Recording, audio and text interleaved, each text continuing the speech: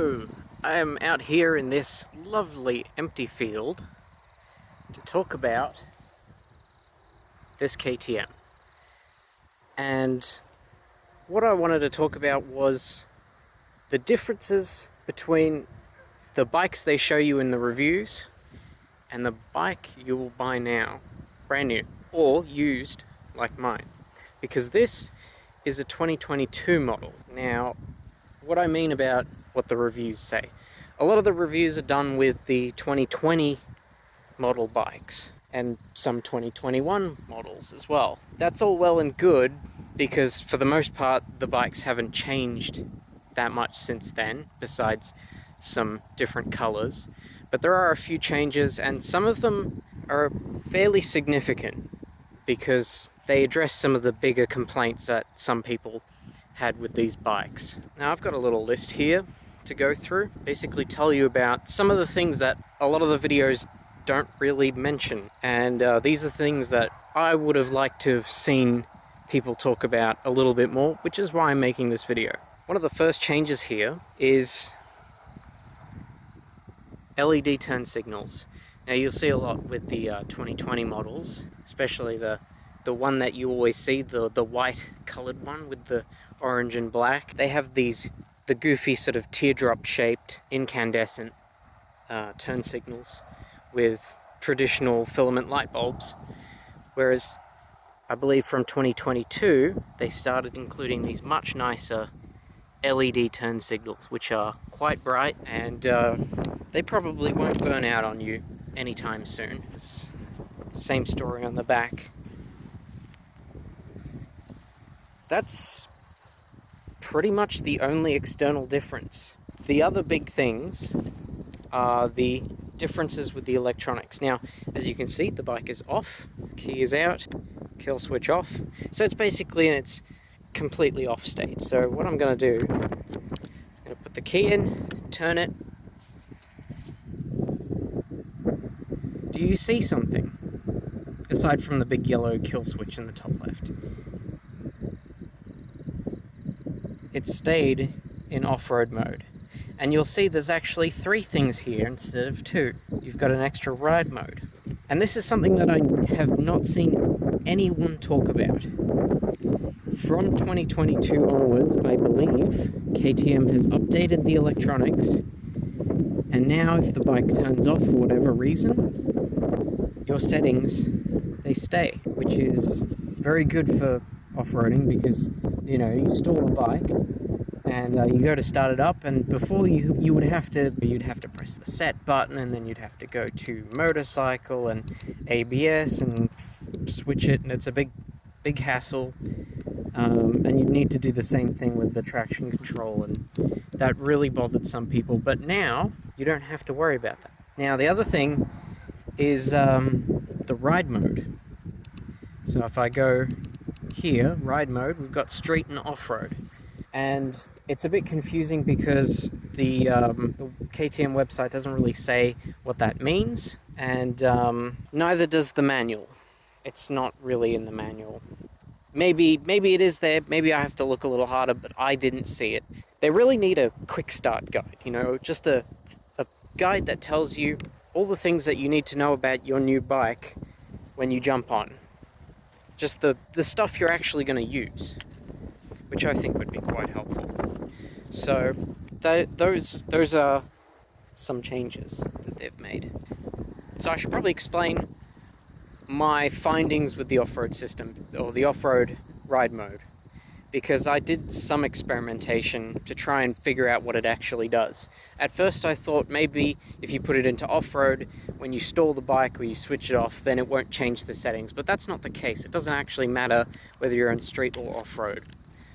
And it wasn't until I rode the bike off-road with the traction control on and I went up a hill and I sort of thought, well, it's not intervening like people said it would do. Like they'd say that the traction control would cut the power and would basically prevent them from scaling the hill, and they'd stall and they'd get stuck, and they basically had to turn the traction control off to really be able to ride off-road properly. But that wasn't the case because I had it in the off-road ride mode. And when I switched it to street mode and I was riding on the road, and I turned onto a little gravel road, and I couldn't be bothered to change it back over because it was just a little bit of gravel, a little bit of uphill. There was a little bit washboarded. I didn't really think it was a big deal. But when I went over that washboarding, the bike started to slow down. And that's when it kind of clicked. I realized what the ride mode does is it changes how intense the traction control is. They could have just had different levels of traction control that you could switch between. Road MTC, off-road MTC, completely off MTC, but they have the ride mode, and that's what I believe it does. Maybe it affects the ABS too, but you also have the off-road and on-road ABS settings. Another thing that I wish more people would talk about, and it was only an Indian KTM dealership that really talked about it, was what kind of features your Bluetooth has, because this bike has Bluetooth. It can Bluetooth to your phone, and it can Bluetooth to your headset through the KTM My Ride settings. We can go to pairing, and you can see you can choose between phone and headset. So you can Bluetooth your headset to the bike and Bluetooth your phone, and what it'll do is it'll pass through everything that's going between your phone and your headset. What this means is that you can control your music. You've got some media controls. They're not particularly great, but they're there. It's easier than to keep your hand on the handlebars and not have to reach up for your Carter or Senna, whatever you might have on your helmet. You can also set up navigation. You can turn that on and off here. And of course, you've got your pairing. Now, what navigation does is this bike can actually display turn-by-turn navigation. And the way that works is normally with the KTM Connect app, you would pay a subscription fee to be able to use their navigation system and get turn-by-turn navigation on your dash. I would show it to you, but I'd have to set that up, and I won't do that right now. But their navigation has really bad ratings. If you look at the reviews for the KTM Connect app, everybody's complaining about the turn-by-turn navigation, saying it's just not very good. And it's not that the display on the bike isn't good, it's that the software itself just isn't a good navigation software. So you might wonder, well, geez, why can't I just use Google Maps or Apple Maps or Waze, Kelimoto, and Reva, whatever it's called. And the thing is, on Android at least, you can, because if you look at the KTM Connect app, you might see another app displayed in the list next to it called Turn by Turn, which is a third-party app made by somebody who is basically, they're a saint, because they've designed this app that'll let you link up any app that actually puts a notification on your phone that has the navigation instructions in it for the next turn.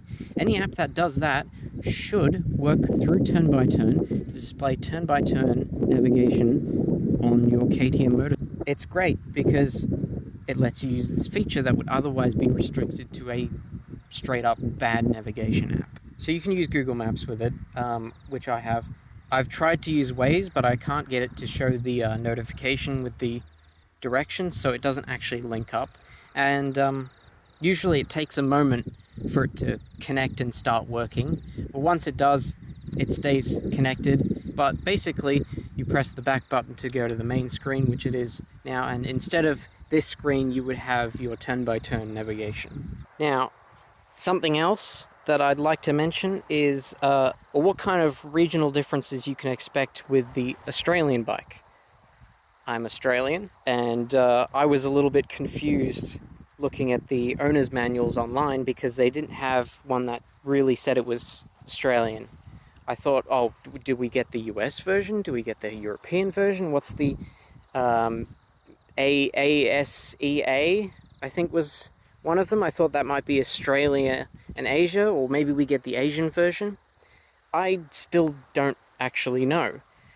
But what I can tell you is what you get with your bike. You do not get engine bars. Engine bars do not come stock on Australian KTM 390 Adventures. That kind of sucks because it means you have to go buy some. I am looking at buying the SRC crash bars, which is both a lower bar and an upper bar that will protect the side of your tank.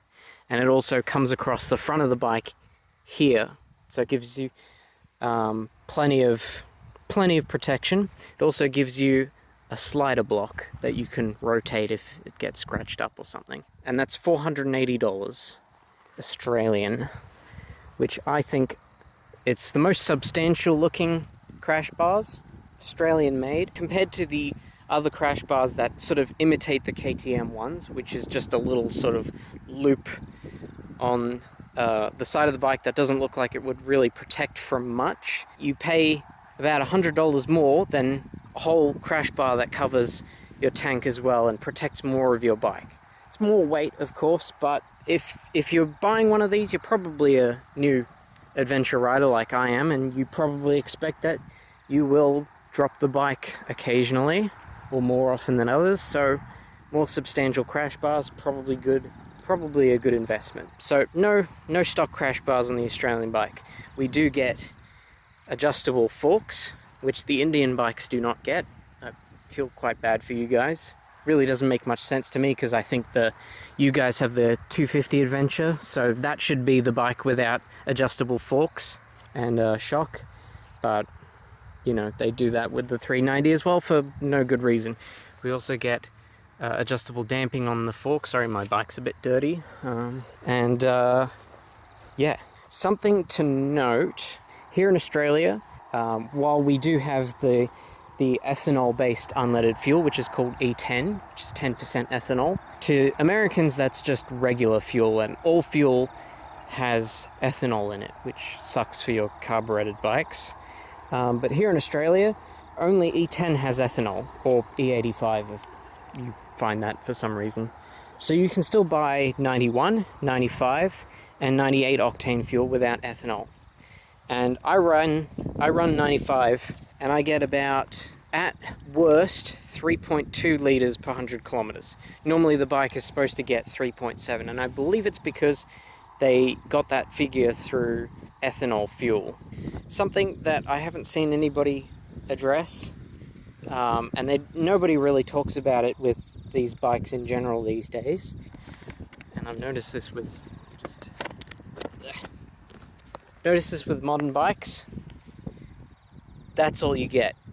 That's not a lot of storage space. It's barely enough for the toolkit and a Fuel X if you choose to buy one of those. So it's not very good. Would have liked more under-seat storage because it means that you don't need to have tank bags or whatever.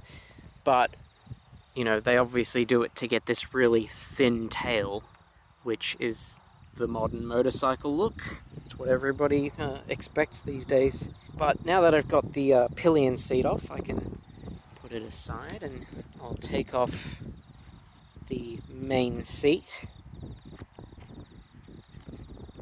to reveal a secret that nobody has mentioned. This sticker, it's got your suspension settings. I don't think it has tire pressure though. Tire pressure is something you're going to need to find in the manual, but it's really easy to remember. 29 psi front and rear is your normal tire pressure for the tires that come on the bike from the factory. But there you have your suspension settings for comfort, your standard setting, which I have the bike on now, sport, and full payload, which, God, that's probably going to be really stiff. Basically, the zero position on the forks, just zoom back out a little bit, zero position on the forks is all the way anti-clockwise, and the zero position on the shock absorber is the last click clockwise. So all the way hard, basically. And that'll take you to zero, and then you just click them by those amounts and you'll get your various suspension settings. Another thing you might like to adjust is the angle on the headlight, and thankfully that's mostly easy to do. There's a little hole right there, and if you insert an Allen key, a fairly large one, I think it's a 8mm, maybe 8 or 10mm, something like that, you'll be able to adjust the angle on the headlight. It might be easier to remove this plastic piece. There's a screw there, and there's a screw here. You can remove this plastic piece and adjust your headlight. Mine was high when I got it, so people were flashing their high beams at me at night, which was very, very annoying, basically. You can remove the rubbers on the foot pegs pretty simply with a little nut, little lock nut under there. Pretty straightforward. And if you're buying your bike used, like I did, you might like to sort of know that your bike should come with 2 keys plus a plastic key card that has a code on it. If you take it to a KTM dealer, they can cut new keys for you if you lose both of them. So if you're buying the bike used, make sure you get, you know, your spare key and the plastic card with the code for new keys. You might have seen that my bike is not completely factory. I've got some Barkbusters VPS. These are Australian made aluminium handguards with these VPS plastic weather shields. You can remove the plastic. You've also got this extra little piece that you can remove to make them slimmer if you want. I also have, you can probably see the angle on my windscreen is a little bit different. That's because I have this 3D printed angled block here that just tilts the windscreen forwards a bit, which actually does reduce quite a bit of buffeting. The buffeting's not gone, and you can feel it hitting around about your chin or mouth, but I believe it's pushing more air to the sides, so there's less air going straight at your head, and that just reduces the buffeting to a level that I thought was pretty comfortable. Maybe if it's windy and you're going on a freeway, it'll be a little bit unpleasant, but for the most part, it did quite a good job. I've also got these pannier bag frame things. I don't know what they're called exactly. They're from an Indian company. They came with the bike from the guy that I bought it from. Oh yeah, bar risers. These are 35mm bar risers, so they're taller than most of what you'll see. You can just get these off of AliExpress for $25. They come with a longer bolt as well. That longer bolt is a 9mm hex, and the bolts holding the handlebar mounts are an 8mm, and you'll need a fairly long 8mm Allen wrench to be able to get enough leverage to crack them off, because they are Loctited. So also have some Loctite on hand so you can Loctite the new bolts, and hopefully never have them come loose on you, because that would suck. If you're raising the handlebars that much, you will need a longer clutch cable, because when you go full lock to the right and you look down at your clutch, it'll actually get pulled a little bit when you go full right lock, which is, you know, that's a pretty significant problem. So what a lot of people online recommend is to get the clutch cable for a Royal Enfield Himalayan, which is what this is. And it's about, 2 or 3 inches longer than the stock cable, and that's plenty long enough to replace your stock cable and give you full clutch control back. It is a little bit fiddly getting it on. I found that I had to pull quite hard on the cable to get it to locate into the nut, the adjustment nut. You have to sort of pull it out to get it in. So expect a little bit of having to muscle it. And you will also have to change the rubber boot that comes on the cable for the one that comes on your KTM clutch cable. So don't immediately throw away your KTM cable. Just take this little boot off of it and swap it on so that it protects your cable from dirt ingress and stuff. I've got some further upgrades that I want to do. I want to replace these foot pegs. I'm going to be replacing them with ones from Moturen? Yeah, so Motourenn. That's an Indian company. They have probably the cheapest adjustable flat foot pegs that also come with rubber. So they also have a removable rubber block, so you can switch between a metal cleat and an anti-vibration rubber block, because this bike does vibrate a bit, and people go, "Ooh, get the Black Dog, CNC milled aluminium foot peg." No, don't get the Black Dog. Get the Moturen foot peg. It is a cast stainless steel. You can adjust it between a higher position, which is more in line with the stock position, or it can be, I think it's about a centimeter lower. It is $100, $100 Australian, not $225 US, not $250 AU for pivot pegs, but $100 from India. It's a little bit slow to ship, but if you're patient, you'll probably come out with a better foot peg, and you'll have some more money for other upgrades. I'm also looking at panniers. I'm looking at some 20 litre panniers from ADV Works. Oh yeah, radiator guard. I do need to get one of those. I might get just a basic aluminium one off of AliExpress. $20, I think. Something like that. $15 maybe. It's just a bent piece of aluminium with holes in it. I mean, unless you're going to shove a stick through it, you probably don't need much else. I will eventually get a skid plate guard thing. I'll probably go with the KTM Power Parts one. But for now, I'm just not really off-roading too much to protect my bike as much as possible. Headlight guard, you can get clear plastic ones that they look like copies of the KTM ones. $20 off of Amazon. I'm gonna leave the exhaust stock just because it's got a nice polite sound, doesn't bother people, and if you're riding through forests, you don't want to scare the animals. If you ride past a wallaby, you don't want to scare it. I've ridden past a couple of wallabies and they didn't get scared by me, so this bike has got a nice polite sound as it is, and it's got the correct fueling, but these bikes do run pretty lean to meet emission standards, and because of that they're a bit rattly and underpowered at low RPM, so people usually get a Fuel X Lite. Those are about 200 something US dollars, I think, which is not too bad. Gives you a bit more low-end torque, but most people probably won't really need it. It also has automatic fueling adjustment, so it'll correct the fueling. You've got aftermarket exhausts or something, and those are probably a Fuel X is probably necessary if you plan to upgrade the exhaust or the intake.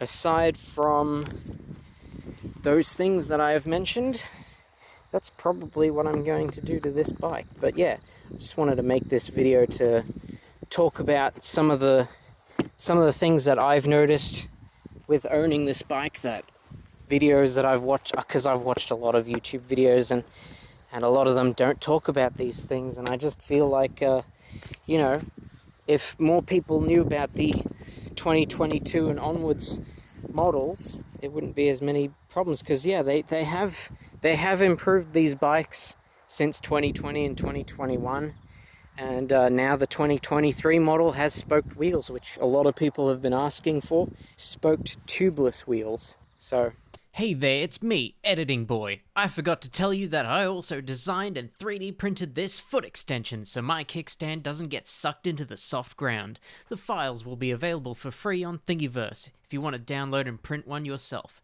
Link in the description. those are the things that I wanted to talk about, and yeah, I don't know how I'll probably end the video and put my gear back on and ride home. So I live over there somewhere. Anyway, yeah, get these bikes, go places, explore, have a bit of fun, go camping. I can't wait to go moto camping once I have the money for the gear. And yeah, bye.